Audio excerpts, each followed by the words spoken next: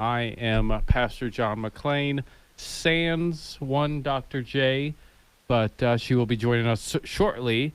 But we nonetheless have an amazing show in store for you and excited to share our amazing guests with you. On the line, we actually have Ariana Jimenez with the Lot on 22nd to talk about all the amazing work they do. And then we'll have a Tucson International Academy teacher in studio with us to talk about the amazing work being done at Tucson International Academy. Thank you once again for listening, for tuning in to the Making College Come True radio show brought to you by Tucson International Academy. And let's go ahead and get this party started. We have, as I said, Ariana Jimenez on the phone with us. She's from the Lot on 22nd. Thank you for being here with us, Ariana. Hi, afternoon. Good to be here. Yeah, absolutely. Yeah, I've been saying good morning to people all afternoon long. So, yeah. That's okay. It could be morning or afternoon. Yeah, either one. Yeah, good afternoon. We're up Happy and ready. Thursday. Happy Thursday, yes. for sure. So, Happy Thursday. You've never actually been on the Making College Come True radio show. You have been on the affiliate Common Good radio show. So tell our listeners, what is the Lot on 22nd and exactly what you guys are all about. The Lot on 22nd is a place where we serve meals twice a week, every Thursday and Sunday, to homeless and needy people. Anybody that needs a meal, we're out there twice a week providing a service to the community. We also provide hygiene. Summer's coming up. We're also providing water and things like that. Awesome. And how long have you been doing the Lot on 22nd? About 9-10 years. Honestly, I've lost count. Quite some time I've been doing it. Quite some time to make it a habit for myself, for sure. Yeah, it's definitely a lot of discipline. It seems like it's taken to do it all these years. But what inspired you to do the Lot on 22nd in the first place? I'm a servant at heart, and I've always felt the need to serve others and to help others. And I just started volunteering a little bit on that piece of property, and it really grew into something that I'm in control of now and a really larger thing. I love the people. I love that community, and I'm really grateful to be serving there. Really am. It's not always easy, but luckily I do have some support that's great. Yeah, I know. I know when I first became aware of it, many years ago, it was very interesting to see just the nature of it. Like it seems like you're setting a model of how, even though it seems like it can be this gargantuan task to try to help people or try to make a difference. Sometimes all it takes is just an empty lot, throw some tables and some chairs on it. And and have people show up with food is all that it takes. Kind of, talk more about kind of like where that, the idea of, the actual action and what you do came from, and how you had the motivation or the courage, if you will, to do it, where, not everybody does, as you know, as well as I do, not too many people kind of step up and step out the way that you have. Absolutely. There is a need in that community, no doubt. There is a need exactly where we are, and they need to be fed, and they need to be provided community, and they need help. So that's where that kind of comes from. The need is there, so I am there.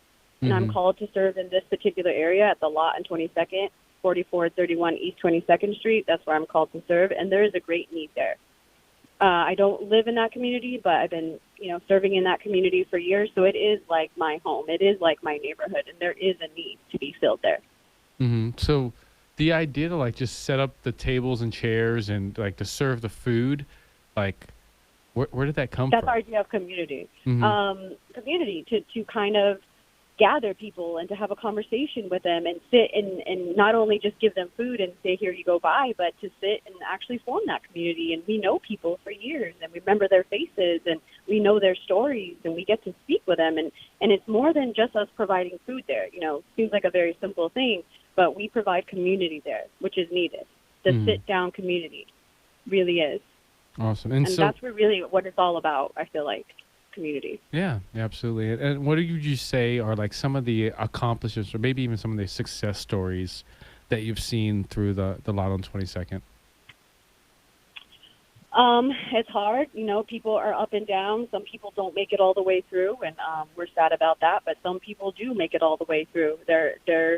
Um, there's Heidi, and she was on the streets for several years, very, very sick individual, and I didn't think she was going to make it. And it turned out for her, she got a place, she got some help, she got an establishment, and she came back to say hello about 7 months ago, and she's doing a lot better. She's doing a lot better. And there's not many that way, mind you, but there is people that we've seen after a couple months or even years, and hey, man, how you doing? And they're doing better. They're doing better. Not always, though. Yeah, That's the case. Yeah, I could see that, particularly, as we know each other, I think from Safe Park that I did, which was, I think a service provider kind of in a lot of ways like the Lot on 22nd was, where we're like, absolutely. We're not in the, I was not in the business of, helping connect people with housing or help connect people with benefits. I was in the business of connecting people with those people who did, and being there for them to provide those essential items in the meantime. And it definitely seems like that is what the Lot on 22nd is. It's like this place to provide those comfort items in the meantime, build that trust. So that way when they, they want to know, how do I get help at the next level? They trust you when you tell them.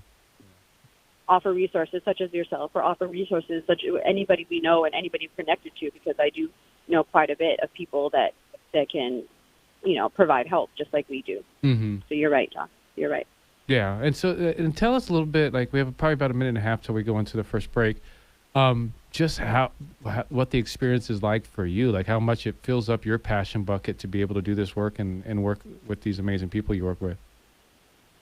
Well, it's just a part of my genetics. I think, as part of my being, is to be out there serving, and I can't say what it's like to not do it, because I don't remember what it's like not to do it anymore. I don't remember what it's like not to be there, not to go twice a week, every single week. I don't know what it's like anymore. This is my normal. This is my normal that I will continue to have, and it's not always easy for me. Some days I'm tired, and everybody's tired, and sometimes people are grouchy or ungrateful, and we don't always love serving. Service is not always the best thing in the world, but it's times like those when I know I have to continue to keep going. I continue to go because I am a servant, even if I don't want to be that day. Yeah. I continue to go. So, yeah, it's just really in part of my being. It really is, just to go and be there all the time. And I do get that question a lot, just like that drive to continue to go. And sometimes I need a little help, but I get there, Sometimes I get a little help. It's just part of me. Well, awesome. Well, we're going to go ahead and give a little love to our sponsors. We will be right back with Ariana Jimenez with the Lot on 22nd. This is the Making College Come True radio show, brought to you by Tucson International Academy. I am still Pastor John McClain, here still sans a Dr. J, but hopefully she'll be back right after the break. You guys stay right there, and we'll be right back. Dr. J is actually the superintendent of a chartered network of schools called Tucson International Academy. So turns out she had some busy work going on to help our K through 12 kids. Definitely you out there, go to TucsonInternationalAcademy.com if you have a child that you want to guarantee gets into college, because that's what Tucson International Academy is all about is making college come true. Also, the name of the book that Dr. Jennifer Herrera wrote herself. So definitely go to TucsonInternationalAcademy.com to find out about Tucson International Academy, as well as the book, Making College Come True. But that aside, we'll just pick it, put it to the side. We have Ariana Jimenez on the phone with us with the Lot on 22nd, here telling us about all the amazing work that they do on 22nd, I believe, between Columbus and Swan on the north side of the road. There's an ostensibly empty lot there that every Thursday and Sunday they set up tables and chairs and awnings and provide food and water and essential items for the unhoused population of the city of Tucson as a whole. They've been doing it for coming up on a decade here, and certainly safe to say one of the pillars of our community. I wish, definitely a model of somebody who shows how easy it can be to make that little change. So again, thank you, Ariana, for being on the line with us. Thank you so much, Pastor McClain. Thank you so much. Yeah, absolutely. yeah, and I guess, and ideally, it is easy because we want to encourage others to give and to see that we are doing it. So please help as well. But sometimes it's not always the easiest Mm. thing. Mm-hmm. For me personally, just being honest, it's not always easy, especially with other life demands that get involved. I have a child, and Mm-hmm. my job and things like that do kind of get in the way. But with the support of the community, I really have come a long way. And it would be a lot more difficult for me if I didn't have that support. So I'm very fortunate to have that support of not only physical volunteers, but the support of the community, the city of Tucson, to help provide our meals and donations and things like that. Mm-hmm. And a question, something I've been interested about, I think we've probably talked about this in the past, and I think just recently I saw that you filed for your 501c3. Yes, so Yeah. that is some new news for us. Yeah, We tell had a us more about fundraiser. that. Yeah, we had a fundraiser in April to help us raise the funds so we can finish out the process of the 501c3 nonprofit. So we had our fundraiser. We did very well with our fundraiser, and we are on our way to become a 501c3 nonprofit. Actually, we just have to wait probably another 22 days, it looks like, to be official. So Nice. that is something Nice. that's very great for us. And Congratulations. Nice. thank you. Yeah. I'm super excited about it. This is something a lot of years been coming, and it's finally happening for us. So I'm excited about that. Yeah, A couple more absolutely. days now.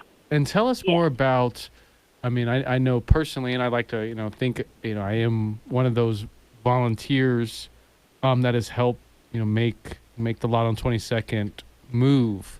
Tell us more about, this army, this village of volunteers that you've had, and your efforts in getting them, to help you in carrying this out. Well, you know what? Sometimes it seems like there's no help, and then as soon as you ask for help, it seems to rain on you. And sometimes that happens with us. I have a couple consistent volunteers with us, probably about 3 or 4. I have consistent that have kind of stayed with me for a couple years, and then people also season, which is okay too. Come a couple months, help out, and then kind of hang out. But honestly, if I feel like I have nobody, all I need to ask, and I'll get that support. I got Mark Bloom that's been helping me for a couple of years now. I got Sue; she always helps me on Thursdays.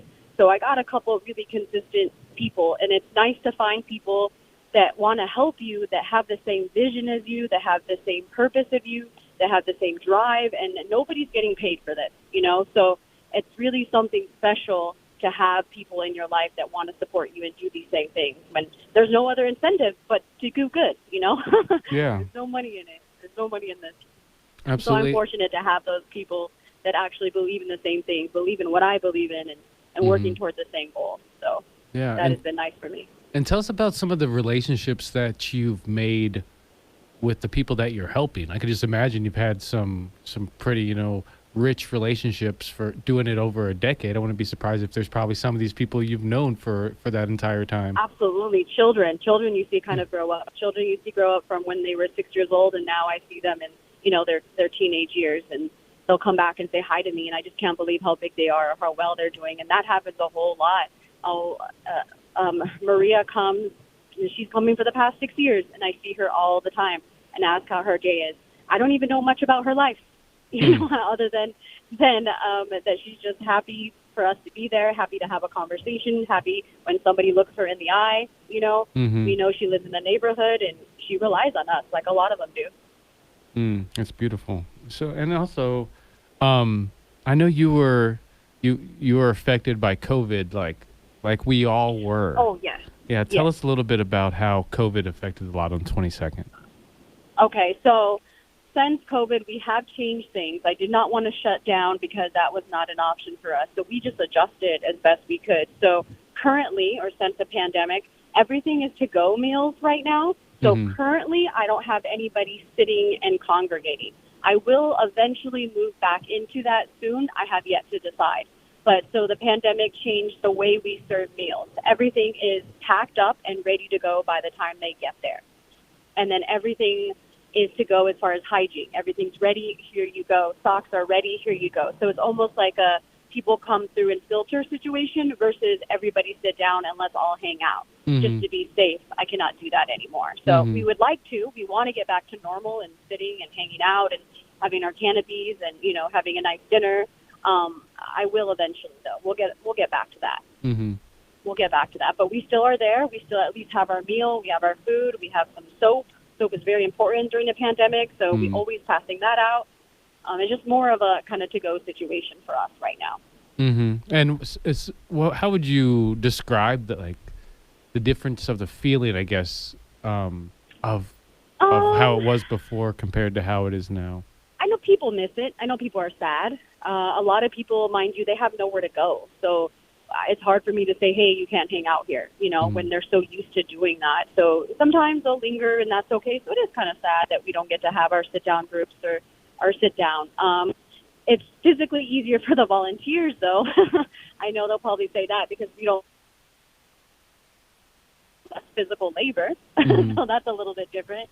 But we do miss the sit-down. We do miss the conversation. Like I said, community is number one for us. That's why I do it, is community. Food is important, yes, but that connection we make with community, with getting them the resources, as you know, John.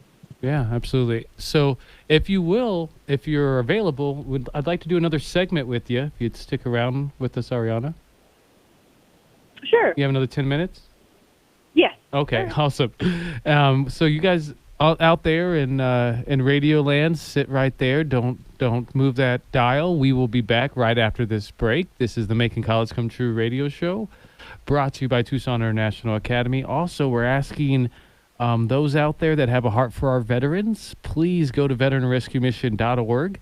If you want to donate a car or donate an RV, any unused vehicles, any item you could possibly think of at this point, definitely we can use for our new veteran thrift store. Also, if you want to make a tax credit donation to Veteran Rescue Mission, you can go to veteranrescuemission.org.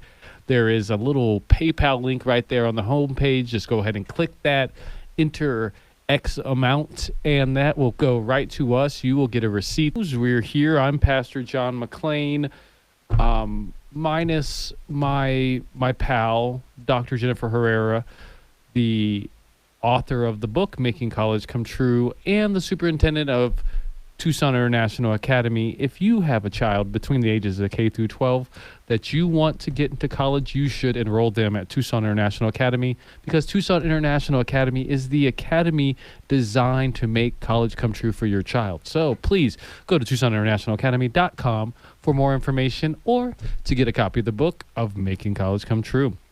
So on the line, we have Ariana Jimenez. She is the wonderful lady that runs the lot on 22nd. It's a group of amazing individuals that come together every Thursday and Sunday and feed and provide need items for the unhoused people of our community. Thank you once again for being here with us, Ariana. Thank you so much. Yeah, absolutely. And I did want to mention, it's not only the unhoused, of course we welcome them, it's honestly anybody that is hungry. Yeah. We have a big clientele that stays in a kind of almost apartment kind of situation next door to us, and that's a lot of our clientele. Okay. People that need a little bit of help throughout the week. So we honestly offer to anybody and everybody that is hungry or that wants to say hello. Nice. Yeah, absolutely. And I think like you've been talking about a lot just during this interview, is like you just have a heart for it. Like you're just built for this. Like, and it seems like there are there are people out there that that are just built for this, and it's just like God has just called them to this type of work. So tell us more about maybe that, like, up until you were do this, how you feel like you were kind of called or maybe even prepared for this mission that you're carrying out now. I wouldn't say that I'm prepared for it. I think as the years go by, I become more and more prepared for it. My calling becomes more and more clear as the years go by. For many people, I guess, but as the years, I grow into it a little bit more. I wouldn't say it gets a little bit easier, but it gets a little bit more embedded and rooted in me as more time goes by. Well, how did you go from that point of being like just J&Q Public, just helps out when they can, to this lady that runs the lot on 22nd and has pretty much dedicated, a good portion of her life for the past decade to it?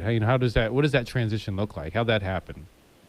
The transition happened when it kind of I was just, like you said, I was just volunteering a little bit, and it kind of got to a point where the time for us to be there was going to be done. So if I didn't kind of pick it up and run with it, it would no longer be there. So that's kind of how that transition was, is if I didn't decide to continue, then it would no longer be there. And I didn't think that was an option at all. So ideally, did I want to be, ultimately running everything? Of course not. But I wanted to make sure that we were still continuing to serve and continuing to help the people that had been relying on us for years. There's no way that I was not going to let not be there anymore. That is not an option for me. So I guess that's how a transition is. I have to keep going.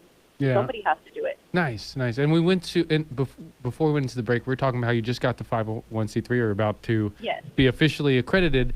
Yes. What's next for the Lot on 22nd?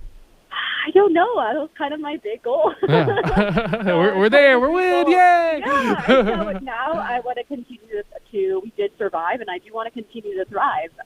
The summer calls us, and the summer's coming on us, and we have some pretty big needs in the summer. So I just want to make sure that we're seasonally prepared. That's what my concerns are now. We've got the big things kind of pending and taken care of. I want to make sure that we're prepared for this summer, and that means providing shade. That means providing water. And it's more important than food, in my opinion. So summer is going to be on us, and it's just going to transition to do our seasonal work, and eventually just provide more resources for people. I would like more.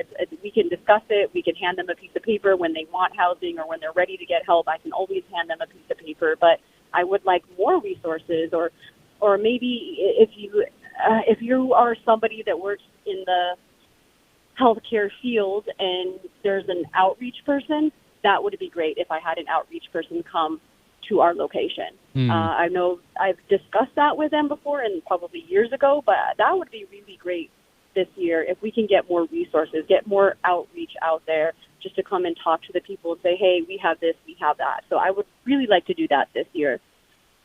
And I definitely think we're also probably, you and I, long past due, sitting down and just me discussing with you some of the options that are available for you, particularly with grants and a lot of the other goodies that are going to be available to you now that you have that determination letter, the prize determination. Yes, sir. Yeah, awesome. Yes, sir. Well, great. Well, so we got another couple minutes probably before we have to rat-a-tat out of here.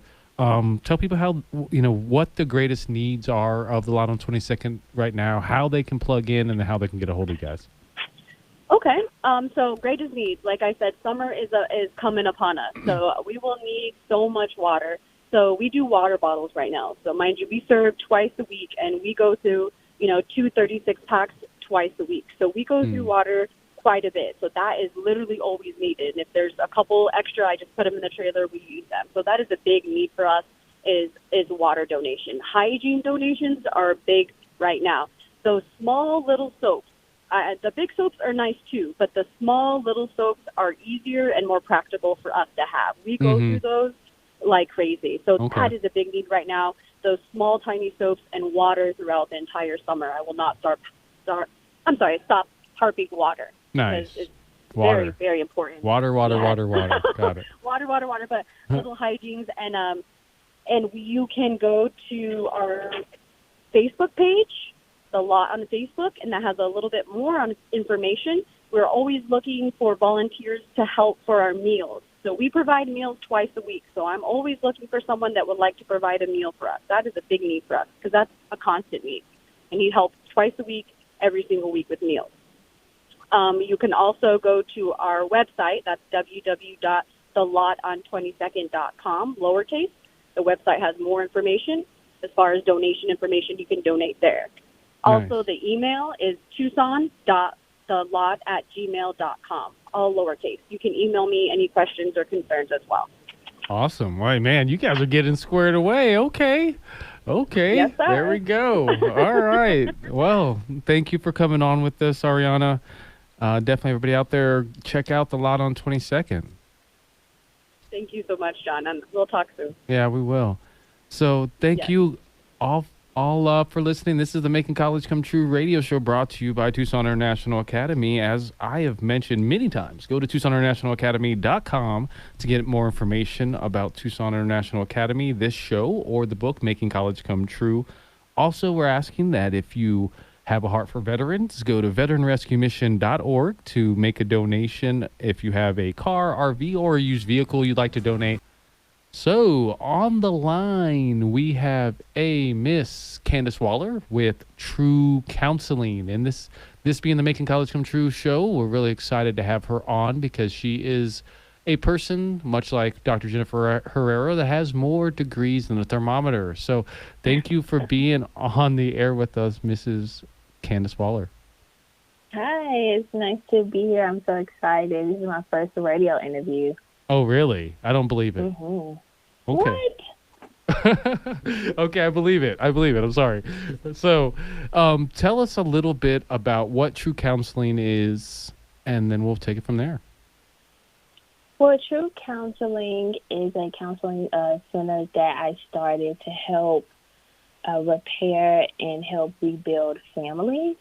I specialize with couples counseling, whether they are doing premarital counseling or just kind of in the middle of a rough patch and kind of don't know where to go. They're kind of arguing or having disagreements about the same thing, and they just kind of need an unbiased mediator to kind of come in and help them sift through what the real kind of issues are.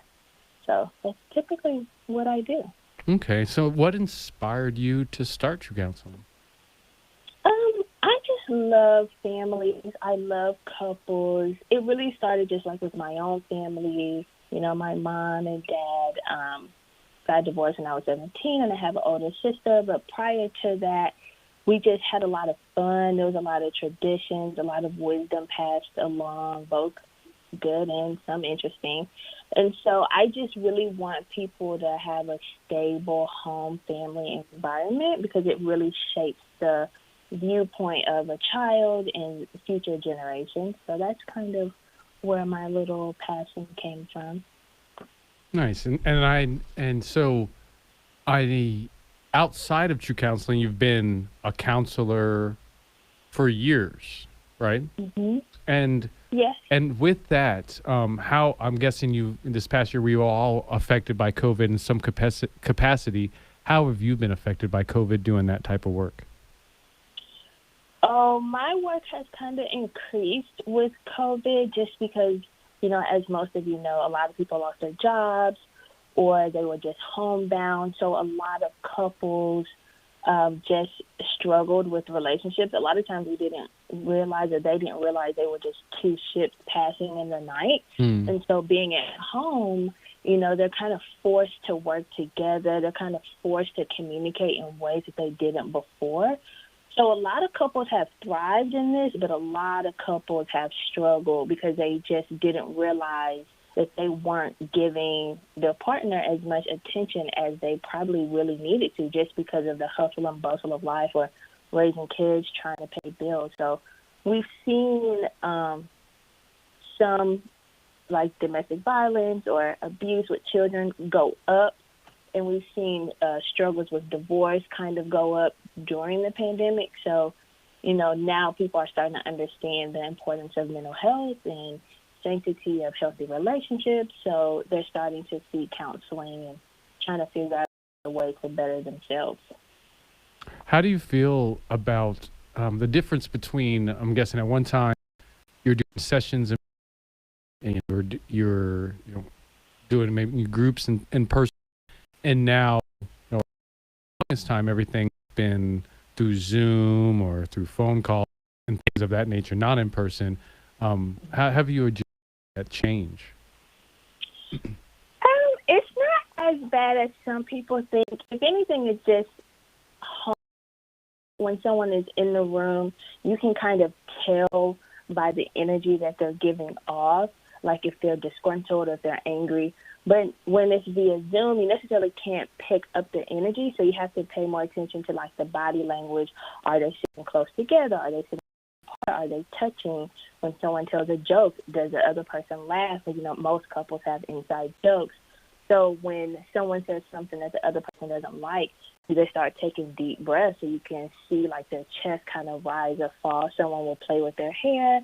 So you just kind of have to hone into the physicality of the person via Zoom, where a lot of times in person you can just feel the tension kind of shift. So it's just a different type of nonverbal communication that you just have to pay attention to.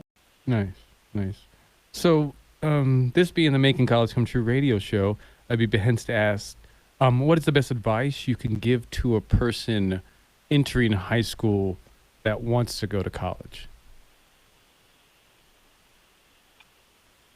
I would say the best advice that I would good question. Thank I you. would think of you're welcome. I would think of this takes me back to like my counseling, like really early counseling days, and it's like the miracle question I guess to do like and woke up the next day and your life what you deem to be perfect, like what would that look like? What kind of job would you have? And a lot of times based on that answer you can kind of figure out the career or the gift that this particular teenager may have. So a lot of times, like, take for granted the gift that whoever their higher power may be gives them, and we take that for granted. So when we get a job, it just feels like everyday hustle and bustle of 9 to 5, but when you actually own your gift, it doesn't feel like work. It feels more like a passion. So I will always employ teenagers to just figure out what's something that you would just like to do for free, because that's typically what your passion is. And once you kind of figure that out, whether it be business or arts and crafts or singing or, you know, a science project or tinkering with mechanics, once you kind of figure out what's something that you would do for free, what your hobby is, hone that skill, because that's like a natural gift, and you can make a lot of money from that versus being feel like you have to force to pick a particular money-making career. Nice.